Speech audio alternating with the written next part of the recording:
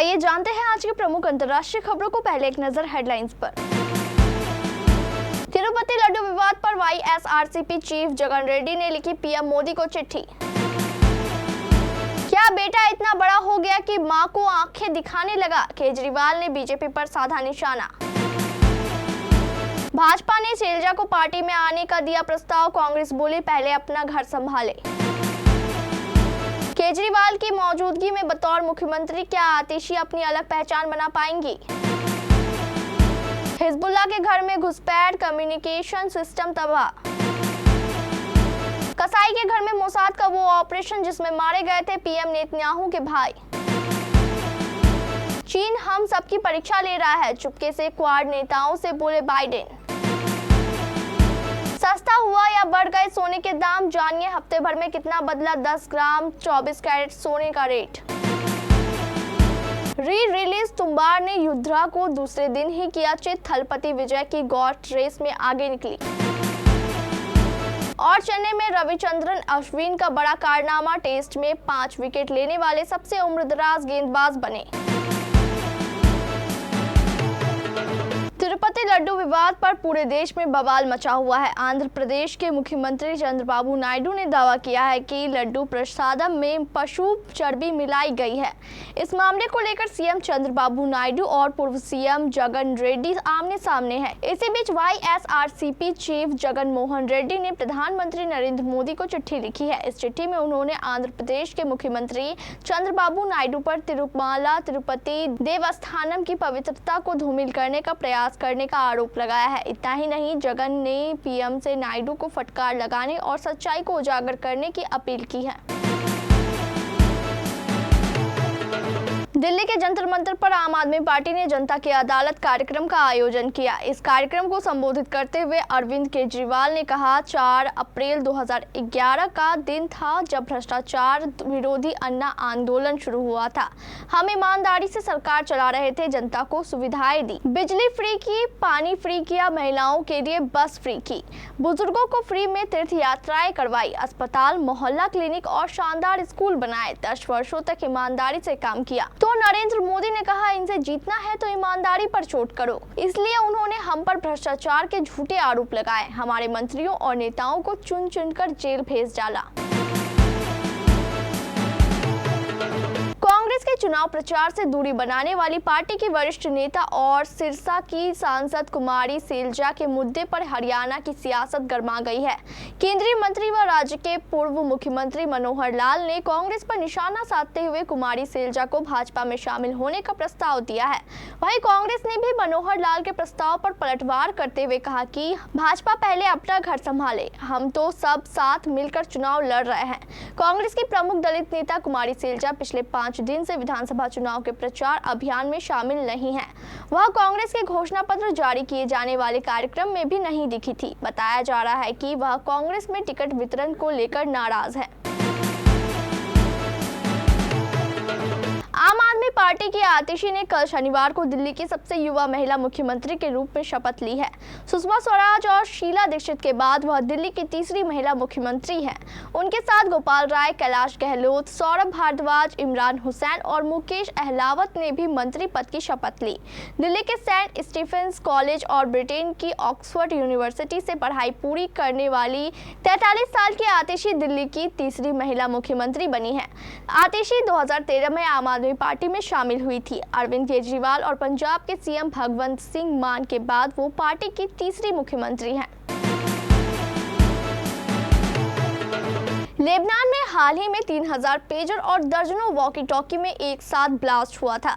इससे पूरे लेबनान में हड़कंप मच गया था। इस सीक्रेट ऑपरेशन को शानदार तरीके से अंजाम दिया गया था। इस ऑपरेशन का नाम था ऑपरेशन ग्रीन बीवर को बेहतरीन ऑपरेशन इसलिए माना जा सकता है क्योंकि इसके जरिए 4 ऑपरेशनों को एक साथ अंजाम दिया गया।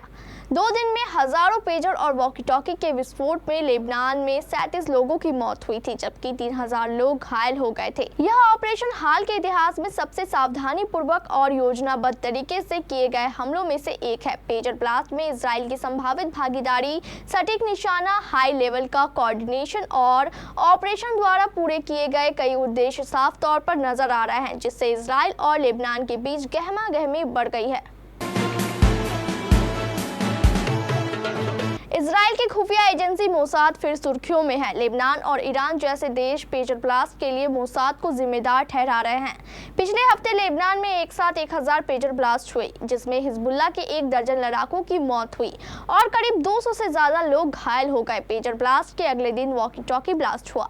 मोसाद अपनी स्थापना के बाद से ही हैरतअंगेज ऑपरेशन के लिए चर्चित रही है। उनकी गिनती दुनिया के सबसे खूंखार खुफिया एजेंसियों में होती है। क्वाड शिखर सम्मेलन के दौरान अमेरिकी राष्ट्रपति जो बाइडेन ने भारत, जापान और ऑस्ट्रेलिया के 3 नेताओं से मुलाकात की। इस दौरान एक हॉट माइक पर बाइडेन को क्वाड देशों के नेताओं से यह कहते हुए सुना गया कि चीन हमारी परीक्षा ले रहा है।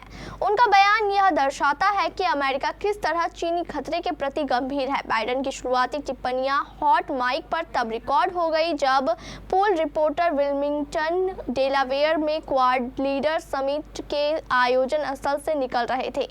इसमें प्रधानमंत्री नरेंद्र मोदी, ऑस्ट्रेलियाई प्रधानमंत्री एंथनी अल्बनीज और जापानी प्रधानमंत्री फूमियो किशिदा ने भाग लिया था।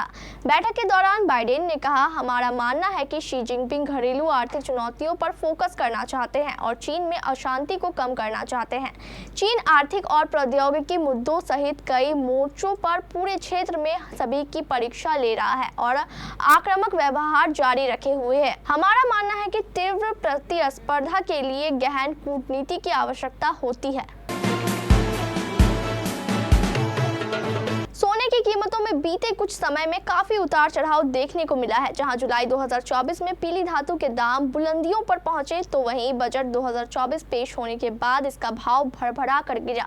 लेकिन बीते कुछ दिनों में गोल्ड प्राइस में एक बार फिर से उछाल आया है और घरेलू मार्केट में ये फिर 74,000 रुपए प्रति 10 ग्राम के पार निकल गया है।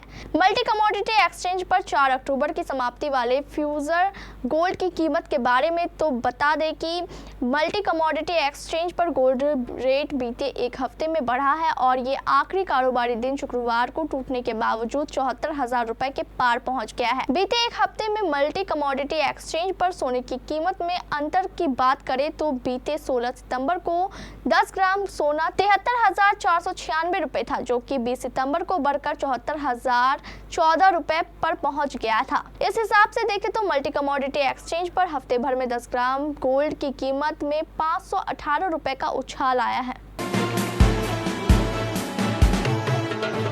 बॉक्स ऑफिस अभी गुलजार है। स्त्री 2 का तो एक महीने से जलवा बरकरार है। सिद्धार्थ चतुर्वेदी की युद्धा ने भी दस्तक दे दी है, लेकिन यह दोबारा रिलीज हुई तुम्बाड़ को गिरा नहीं पाई और थलपति विजय की the greatest all of time से पीछे रही। युद्धा फिल्म 20 सितंबर को रिलीज हुई है। इसका डायरेक्शन रवि युद्धवार ने किया है और कहानी श्रीधर राघवन ने लिखी है। डायलॉग्स फरहान अख्तर और अक्षत गिलदिली ने लिखी है। सिद्धार्थ चतुर्वेदी के साथ मालविका मोहन, राघव जुयाल, गजराज राव, राम कपूर, राज अर्जुन और शिल्पा शुक्ला नजर आए हैं। भारतीय टीम ने चेन्नई टेस्ट में बांग्लादेश को हरा दिया है। रोहित शर्मा की अगुवाई वाली टीम इंडिया ने 280 रनों से शानदार जीत दर्ज की। भारत के लिए रवि अश्विन दूसरी पारी में सबसे कामयाब गेंदबाज रहे। रवि अश्विन ने 21 ओवर में 88 रन देकर 6 विकेट झटके। इस तरह रवि अश्विन टेस्ट मैचों में भारत के लिए 5 विकेट लेने वाले सबसे उम्रदराज गेंदबाज बन गए। रवि अश्विन ने पहली पारी में शतक बनाया था, वहीं बांग्लादेश की दूसरी पारी में रवि अश्विन ने 6 विकेट झटके।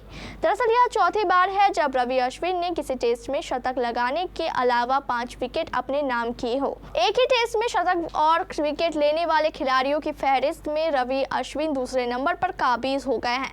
इस फहरिस्त में इंग्लैंड के पूर्व दिग्गज ऑलराउंडर इयान बोथम पहले नंबर पर काबिज हैं।